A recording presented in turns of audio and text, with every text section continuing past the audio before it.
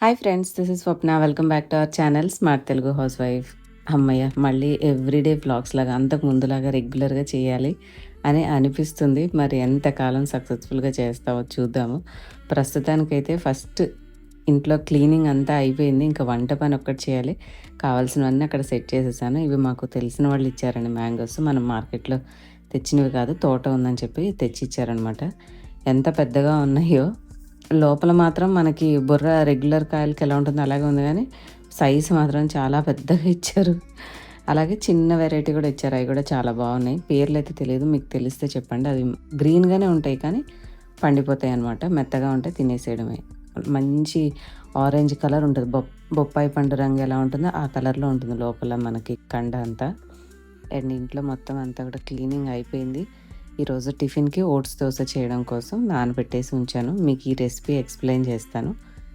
మీకు అప్పటికప్పుడు బ్రేక్‌ఫాస్ట్ ఏది లేదు, ఇంట్లో ఓట్స్ ఉంటే ఇది ట్రై చేయొచ్చనమాట. ఇంక ఇవాళ కూర కూడా టమాటా, ఆలుగడ్డ, మునక్కాయ ఏసి కర్రీ చేస్తున్నాను. అండ్ ఈ చపాతీ పిండి నిన్న నైట్ కలిపింది. ఒకవేళ దోస పిండి సరిపోకపోతే చేయొచ్చులే, అవసరం అవుతుందని చెప్పేసి ఫ్రిడ్జ్‌లోంచి తీసి బయట పెట్టా. కలర్ అలా ఎందుకుందంటే, మనం పిండి కలిపేటప్పుడు మునగాకు పొడి నా దగ్గర ఆల్రెడీ ఉంది. అది వేసి మిక్స్ చేశాను. అందుకని చపాతీ పిండి అలా ఉంది. మీకు అందరికీ తెలిసిందే కదా! వంట పని చేసుకుంటూ సైమల్టేనియస్‌గా నాది హెయిర్ కేర్, స్కిన్ కేర్ చేసుకుంటూ ఉంటాను. సో, దాంట్లో భాగంగానే కొంచెం ఫేస్‌కి జెల్ అయితే అప్లై చేశాను. ఏ జెల్ అనేది తెలిస్తే కామెంట్స్‌లో చెప్పండి. అస్సలు వ్లాగ్స్ లేకపోవడం వల్ల ఎన్ని విషయాలు మాట్లాడుకోలేదని నాకు అనిపిస్తుంది నిజంగా. లేదంటే ఎవ్రీడే వ్లాగ్ వేస్తూ ఉంటే ఏదో ఒక విషయం మనం తెలుసుకున్నది మీతో చెప్తూ ఉండేదాన్ని. రియల్‌గా ఎన్ని విషయాలు చెప్పకుండా ఆగిపోయాయా అని అనిపిస్తుంది. కానీ ఏం చేస్తాం, అల్టిమేట్‌గా కొన్నిసార్లు మనకి మన ఫ్యామిలీలో ఉన్న పరిస్థితులను బట్టి చేయలేకపోతే అలా చేయకుండా ఆగిపోతాం అంతే. అన్నిటికీ టైం రావాలి. టైం వచ్చినప్పుడు అన్నీ మళ్ళీ నార్మల్‌గా ట్రాక్‌లో వచ్చేస్తాయి. కానీ మీలో చాలామంది మన వాట్సాప్ నెంబర్ ఉంది కదా! దాంట్లో అడిగారు. అంటే మోస్ట్‌లీ అందరూ వాట్సాప్‌లోనే అడిగారులెండి. ఎందుకంటే నాది డైరెక్ట్ నెంబర్ ఉంది కాబట్టి ఇన్‌స్టాగ్రామ్‌లో అట్లా అడిగిన వాళ్ళు తక్కువ. వాట్సాప్‌లో అడిగారనమాట. ఏంటి వీడియోస్ చేయట్లేదా అది ఇది అని చెప్పి. ఇంకా ఏం చెప్తాం, మనం పర్సనల్ రీజన్స్ అన్నీ చెప్పలేం కదా! చేస్తానండి త్వరలోనే అని చెప్పేదాన్ని. బట్ వీడియో వేసిన తర్వాత చూసిన ఆడియన్స్ చాలామంది హ్యాపీ అయితే అయ్యారు. నాకు కూడా చాలా హ్యాపీ అనిపించింది. మనం ఏదైనా ఒక రీజన్ వల్ల ఆపేసినప్పుడు మనకి మళ్ళీ అదేంటంటే కొత్తగా స్టార్ట్ చేస్తున్నట్టే అనిపిస్తది. బై ద వే మీకు ఈ రెసిపీ చెప్తానన్నాను కదా! నేను ఈ ఓట్స్ దోసలేంటంటే ఒక కప్పు ఓట్స్, నా దగ్గర రోల్డ్ ఓట్స్ ఉంటాయి. మీరు ఏ బ్రాండ్ అయినా చూస్ చేసుకోవచ్చు. నేను బ్లింకిట్‌లో ఏదో బ్రాండ్ చూసి ఆర్డర్ చేసుకున్నానండి. ఆ ఓట్స్ ఒక కప్పు తీసుకొని, ఒక కప్పు బొంబాయి రవ్వ, ఉప్మా రవ్వ వేసుకుంటాం కదా! అదైనా యూజ్ చేయొచ్చు. నేను ఇవాళైతే వేసింది గోధుమ రవ్వ.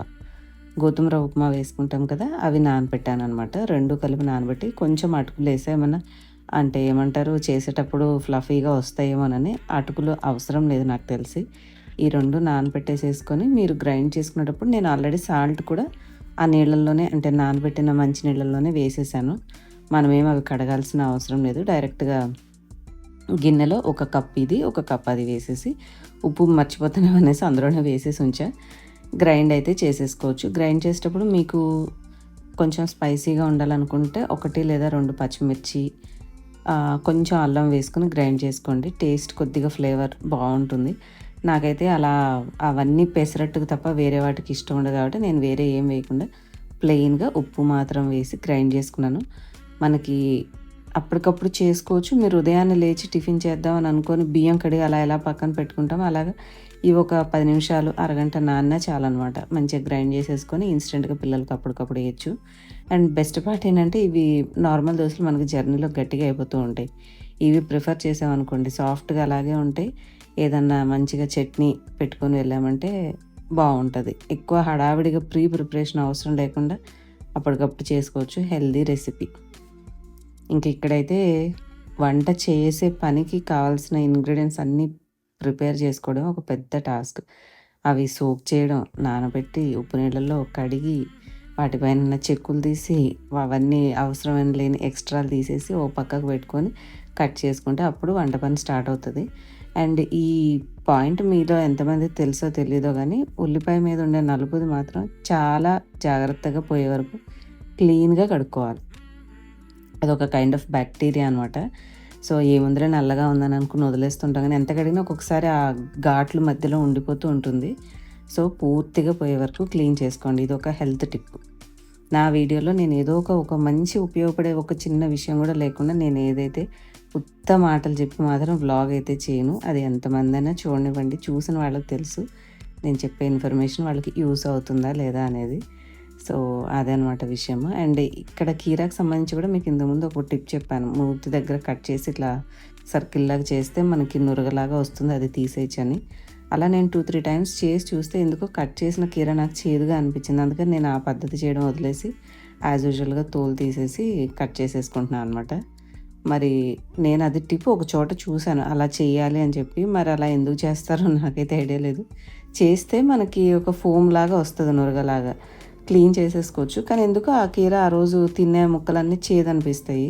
సో ఎందుకు ఈ తలకాయ నొప్పి అని చెప్పి నేను ఇక ఆ టిప్ అవాయిడ్ చేసి డైరెక్ట్గా తోలు తీసేసి కట్ చేసేసుకుంటూ ఉంటాను. ఈ సలాడ్ ఏం లేదు, ఇప్పుడు మనం ఛానల్ ఆల్మోస్ట్ స్టార్ట్ చేసి 9 ఇయర్స్ అవుతుంది. సో మరి ఇన్ని ఇయర్స్ ఆఫ్ జర్నీలో మనం ఏజ్ పెరుగుతూ ఉంటే ఇక ఆరోగ్యం పట్ల హెల్త్ కూడా ఇంపార్టెంటే కదా.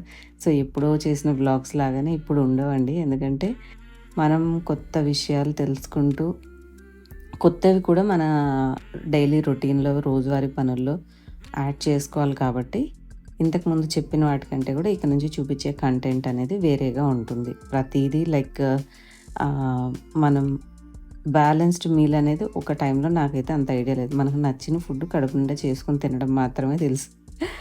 అన్నీ తినేవాళ్ళమే, కానీ ఒక బ్యాలెన్స్గా తినాలి అనేది సేమ్ మీల్లో ఆలోచన అనేది అప్పట్లో లేదు. ఏంటంటే టిఫిన్ టైం టిఫిన్, అన్నం టైంకి అన్నం, ఫ్రూట్స్ టైంకి ఫ్రూట్స్, డిన్నర్ టైంకి డిన్నర్, మధ్యలో పిల్లలకి స్నాక్స్ కానీ మనం కానీ తినాలంటే తినడం, ఇది మాత్రమే తెలుసు. కానీ ఇప్పుడు మోడర్న్ న్యూట్రిషన్ ఏంటంటే బ్యాలెన్స్డ్ మీల్ ఉండాలి, ప్రోటీన్ రిచ్ ఉండాలి, ఇలాగా చాలా విషయాలు తెలుసుకున్నానులేండి. ఎందుకంటే ఆల్మోస్ట్ నేను ఇర్రెగ్యులర్గా ఉండి చేసేది ఏం లేదు. అలా అని చెప్పి టైంపాస్ అయితే చేయను. నాకు తెలిసి నాకు నచ్చిన నాకు ఇష్టమైన విషయాల్ని నేను ఎప్పుడు అంటే చూస్తూ తెలుసుకుంటూనే ఉంటాను.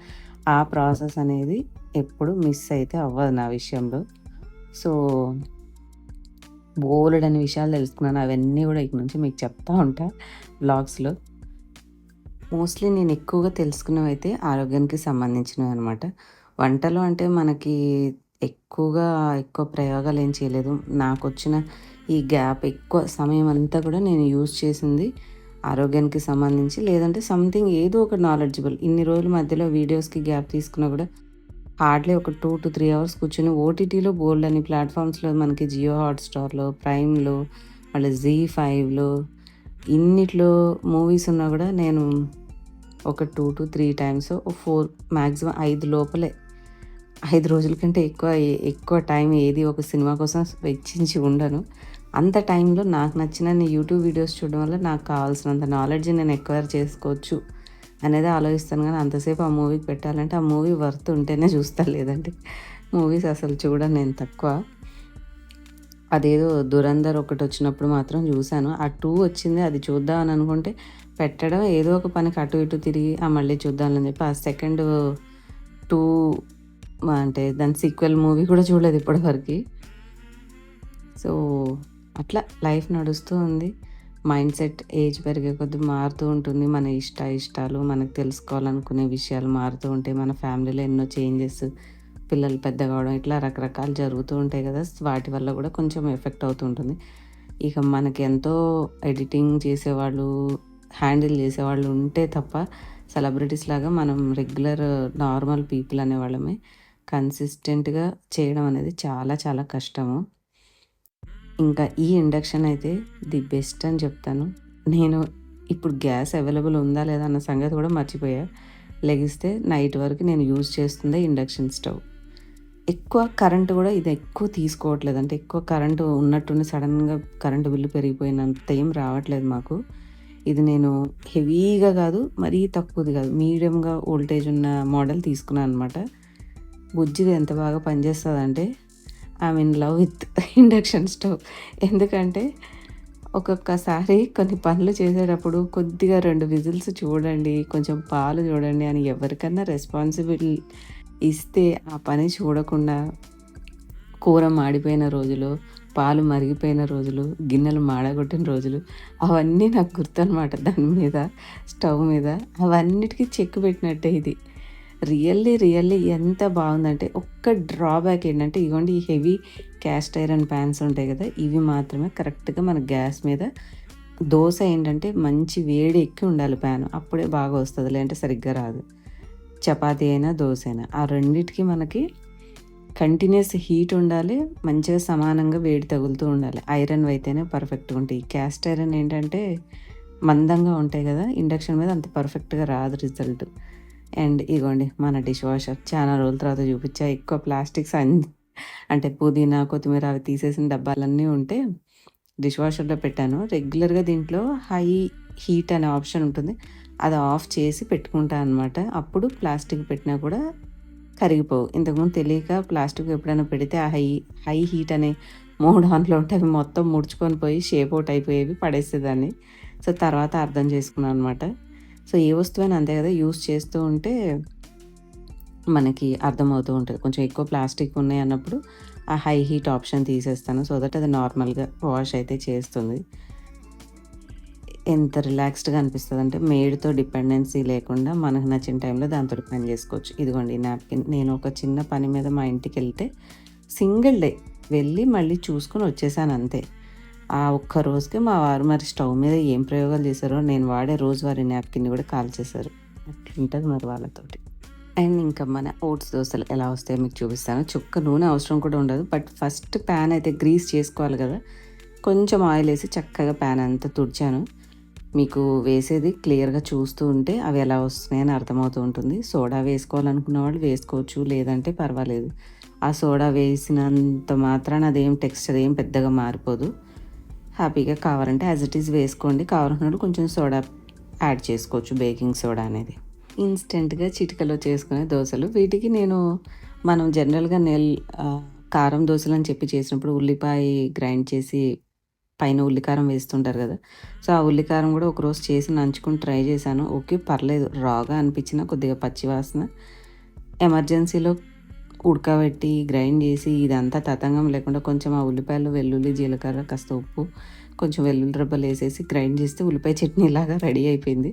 ఇంకా కాస్త పర్లేదు అనుకుంటే కొంచెం తడక పోపు యాడ్ చేసుకున్నాం అనుకోండి, మంచిగా నంచుకొని తినొచ్చు. అండ్ రీసెంట్గా వంటకం అనేం కాదు, బట్ మనం సాయంత్రం పూట చపాతీ చేసినప్పుడు ఒక్కొక్కసారి ఉదయం చేసిన కర్రీ సాయంత్రానికి ఒకళ్ళకి సరిపడా అంత ఉంటుంది కానీ ఇద్దరికి సరిపోదు. సో అలాంటప్పుడు మ్యాక్సిమం మేము ఏంటంటే ఈవినింగ్ రోటీయే ఉంటుంది, చపాతీ చేసుకుంటూ ఉంటాము. సో కర్రీ ఆ రోజు నేను మార్నింగ్ ఇట్లాగే ఓట్స్ దోశ వేసి ఉల్లిపాయ చట్నీ చేసి ఉంచాను అనమాట. సో ఆ రోజున్న కర్రీ మా హస్బెండ్కి సరిపోతుంది, నాకేం లేదు, సరే నేను రోటీలో పెరుగన్నా తినొచ్చులే అని చెప్పేసి ఈ నార్త్ ఇండియన్స్ని చూసి నేర్చుకున్నాను అనమాట. ఒకసారి ఏంటబ్బా ఈ కాంబినేషన్ అసలు బాగుంటుందా అనుకుంటూ తిన్నాను, బట్ ఓకే. కాకపోతే మరి నీళ్ళ పెరుగు కాకుండా కొంచెం వాటర్ సెట్ అయ్యి పక్కకి మనకి మంచిగా గడ్డగా ఉంటుంది చూడండి, అలాంటిది వేసుకుంటే బాగుంటుంది. నీళ్ళ పెరుగు వేసుకుంటే తినబుద్ధి కాదు. అప్పుడు ఏం చేసేదానంటే ఫస్ట్లో ఆ పెరుగులో కొంచెం ఉప్పు, కొద్దిగా కారం చల్లుకొని తినేదాన్ని, బాగుండేది. ఆ రోజు ఏం చేశాను, ఆ ఉల్లికారం అనేది ఉంది, సరే ఉంది కదా ఏం చేస్తాంలే అని చెప్పి ఆ పెరుగు కూడా మాది మంచిగా గడ్డగా వచ్చింది ఆ రోజు. కొంచెం 2 స్కూప్స్ పెరుగు వేసుకొని దాంట్లో ఈ ఉల్లికారం ఉంది కదా అని చెప్పేసి మిక్స్ చేసేసాను. అదొక డిఫరెంట్ టేస్ట్ వచ్చింది, చాలా బాగుంది తినడానికి. డౌట్ఫుల్గానే భయపడుతూనే మిక్స్ చేసా, వేస్ట్ అయిపోద్దా అని అనుకుంటా, కానీ నో, నాట్ బ్యాడ్, చాలా బాగుంది కాంబినేషన్. అది ఉదయం తినంగా మిగిలిపోయింది కదా అని చెప్పేసి రెండింటిని మిక్స్ చేశాను అనమాట. సో రియల్లీ ఆ కాంబినేషన్ బాగుంది. ఎప్పుడైనా మీరు కూడా కావాలంటే అట్లా ట్రై చేయండి. అండ్ మన ములక్కాయ టమాటా ఆలు కర్రీ మన మాటల్లో చెప్పుకుంటూనే కంప్లీట్ అయితే అయిపోయింది. ఈ కర్రీలో కొంచెం వాటర్ లేకుండా మనం వేసుకున్న ఆలూని మ్యాష్ చేసుకుంటే కూర కన్సిస్టెన్సీ అడ్జస్ట్ అయిపోతుంది, లేదంటే ఉడికేటప్పుడే కొంచెం బియ్యం పిండి కలిపేసేసి మీరు మూత పెట్టి విజిల్స్ రానిచ్చినా కూడా అడ్జస్ట్ అవుతుంది. అదండి ఇవాళ వీడియో. హోప్ మీ అందరికీ మంచి రెసిపీతో పాటు మంచి మాటలు కూడా చెప్పామని అనుకుంటున్నాను. ఇక నుంచి ఇలా వస్తూనే ఉంటే ఇంకైతే స్టాప్ అయితే అవ్వవు. I'm so happy. అండ్ చాలామంది నేను వీడియోస్ ఎప్పుడు చేస్తాను చూసిన వాళ్ళందరికీ కూడా చాలా చాలా థ్యాంక్స్ అండి. అలాగే నా వీడియోస్లో కంటెంట్ లేదని మొన్న ఎవరో కామెంట్లో పెట్టారు. నేను చెప్పగలను 100% మంచి విషయాలను మాత్రమే యూస్ఫుల్వి చెప్తాను ఖచ్చితంగా. ఇంకా మీరు ఎక్స్పెక్ట్ చేసినవి చెప్పకపోవచ్చాము, కానీ నేను చెప్పే వాటిలో అన్నీ మంచిగా ఉపయోగపడేవి మాత్రమే ఉంటాయి. 100% అది గ్యారంటీ. అండ్ మనం ఏ వీడియో అప్లోడ్ చేసినా మీరు మిస్ అవ్వద్దనుకుంటే డిస్క్రిప్షన్‌లో పిన్ కామెంట్‌లో మన వాట్సాప్ ఛానల్ నెంబర్ ఉంటుంది. మీరు నాకు హాయ్ మెసేజ్ చేస్తే నేను మిమ్మల్ని సేవ్ చేసుకుంటాను. సో దట్ స్టేటస్‌లో మీరు ఎప్పుడూ నాతోటి టచ్‌లో ఉండొచ్చు. ఏదైనా డౌట్ ఉన్నా కూడా, ఏదైనా ప్రోడక్ట్ లింక్ కావాలన్నా కూడా మీరు వాట్సాప్‌లో నాకు మెసేజ్ చేయడానికైతే వీలుంటుంది. సో మన వాట్సాప్ నెంబర్ సేవ్ చేసుకోండి. ఇన్‌స్టాగ్రామ్, ఫేస్‌బుక్‌లో కూడా ఫాలో అయిపోండి. లింక్స్ అన్నీ కూడా డిస్క్రిప్షన్‌లో ఉంటాయి. మరొక వీడియోలో మళ్ళీ కలుద్దాం. Till then keep smiling and thank you all for watching. Bye.